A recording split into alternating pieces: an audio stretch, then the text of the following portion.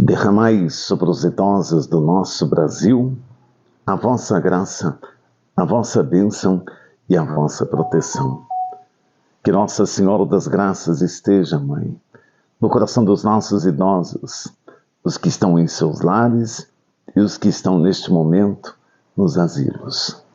Derramai sobre eles a vossa proteção e a vossa poderosa intercessão.